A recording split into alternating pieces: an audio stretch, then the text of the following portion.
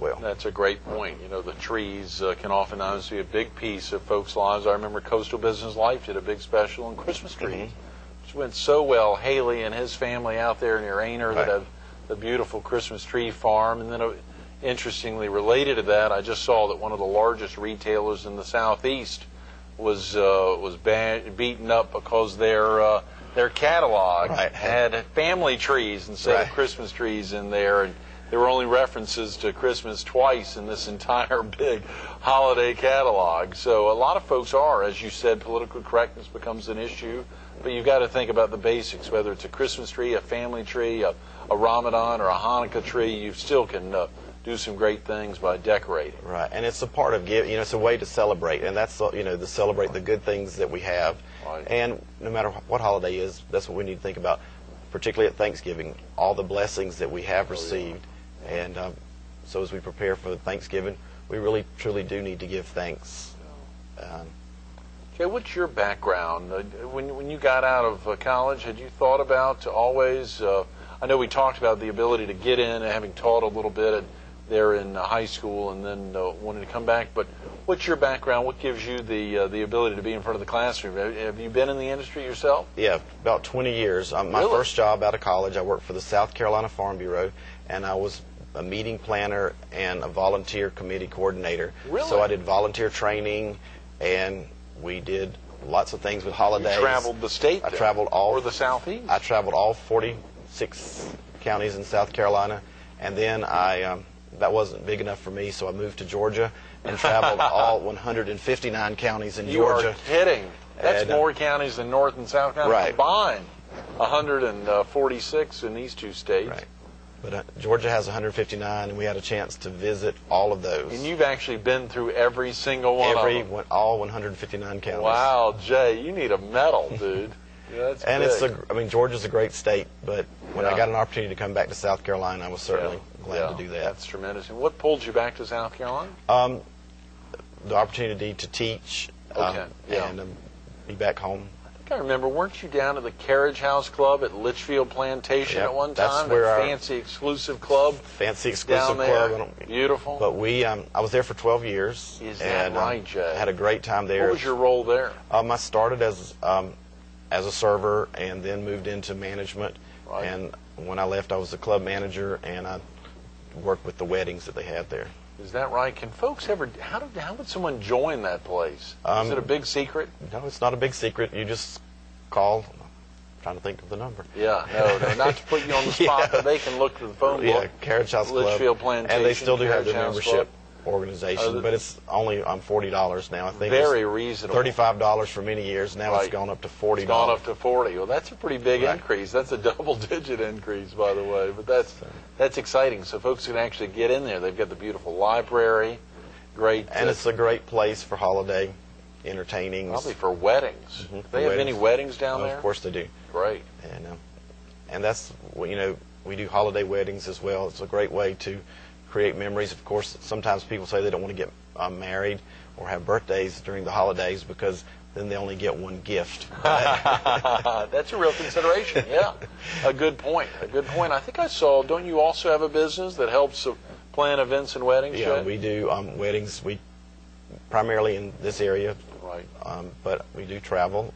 I've done some weddings down at Jekyll Island, Georgia, up in the Washington, D.C. area, but primarily in along the Grand Strand. And the great thing is that gives you the practicality of being out in the workplace, being in the marketplace, interfacing with vendors and otherwise, so you can give that practical experience to your students. That's one thing we do encourage is hands-on experience and talking about, you know, something can happen at a wedding on the weekend, and then, you know, Monday morning I can talk about that in class and relate it to, you know, the subjects that we're covering. 843-477-2000 is the best number to call. They just ask for Jay Rowe to learn more about the program, or anyone else in the Hospitality and Tourism Management department there. Of course, hgtc.edu, and visiting the website there to learn more about some of the tremendous programs.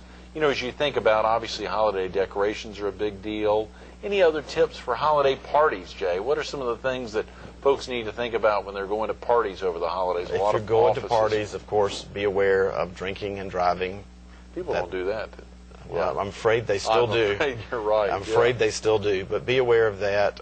If you're serving alcohol, make sure that you're also serving food.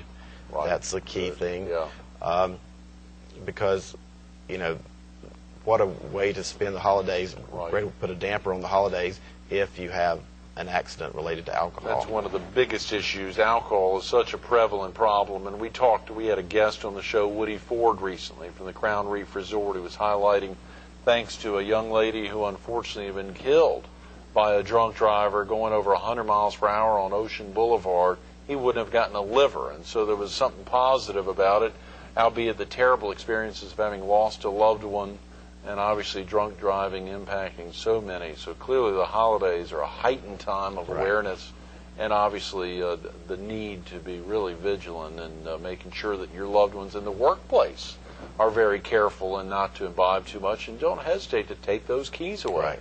Just Or take them call away. a cab. Call a cab. And we do offer serve-safe training here in our continuing ed program.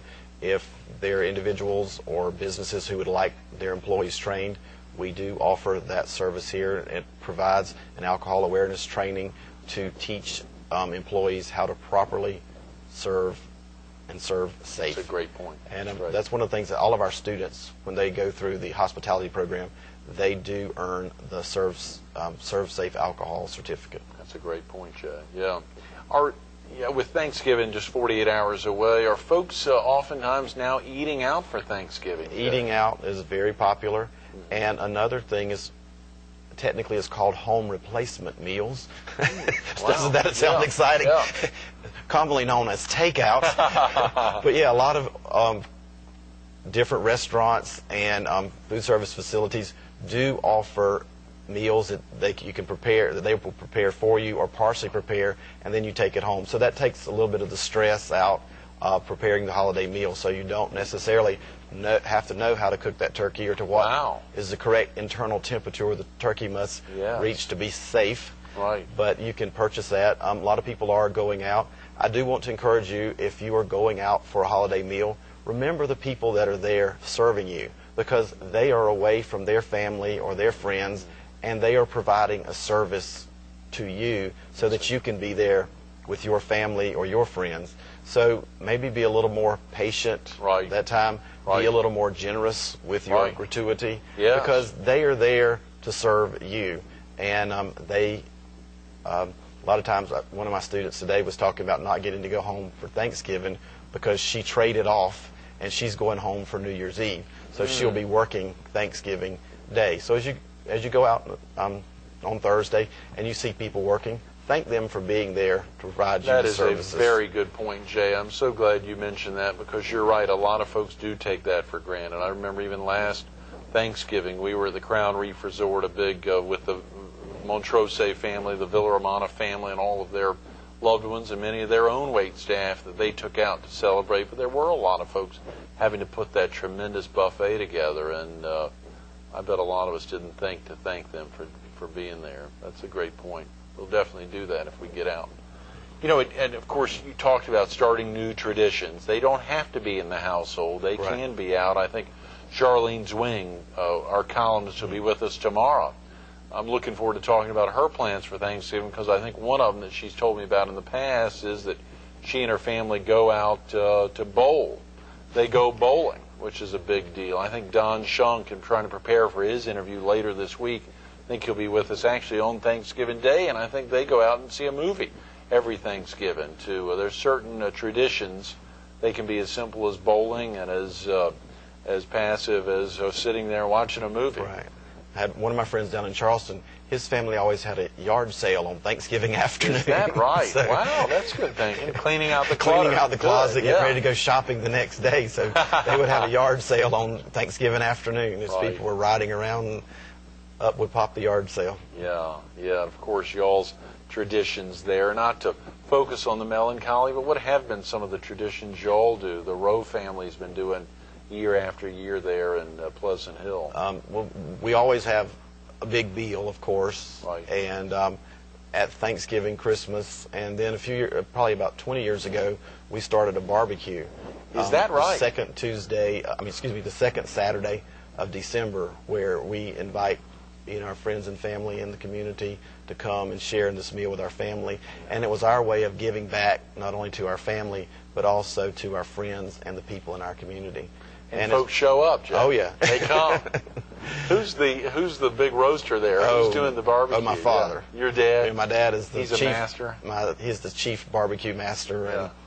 And I know how to do it, but it's not my favorite. Yeah. Because you have to get up pretty early and yeah, sure. all that. But it's not as difficult as it was when I was a kid, where we spent all night making coals out of the oak wood and shoveling the coals under the pig. We've changed a lot because we do cook it with gas. That's great. Any other quick tips for folks to think about if they can't do a special barbecue in the middle of December, or any other quick tips for folks? Just remember others during the holiday season who may be less fortunate. And sometimes less fortunate doesn't mean that they have less money than you do. It might mean that they don't have people caring for them. So go out of your way to care for the others, to care for others during the holidays. Those are great words. Jay, thanks so much for being with us this morning. I'm sorry we've run out of time. Okay, Greg. Have a happy Thanksgiving. Stay tuned to more Carolina People with Jay Rowe, a professor here at Horry-Georgetown Technical College in the Hospitality and Tourism Management Program. Coming up next. You heard him talk about it. Holidays at home, holidays at restaurants, creating a holiday season, very special. Of course, those big words of developing traditions. Developing traditions, think about that, but also the really special words Jay talked about on Thanksgiving, on Christmas, whatever your special holiday you're focused on, think about giving thanks to the others around you, particularly the many folks that are serving you. Whether you stop at a gas station driving to Pleasant Hill and you walk in there, there's someone that's taking your money or helping you ring up your credit card. If you're going out to eat or going out bowling or going to a movie, there's someone there selling you the ticket or feeding you some popcorn, serving you some popcorn or a drink. Just thank them for being there on that your special day where you're taking it easy. They're out there working for you. Remember them. 843-477-2000 to learn more about the Hospitality and Tourism Management Program here at Horry-Georgetown Tech, as well as going online to hgtc.edu. Jay Rowe, the Hospitality Educator of the Year by the Hospitality Association of South Carolina. He's doing it every day.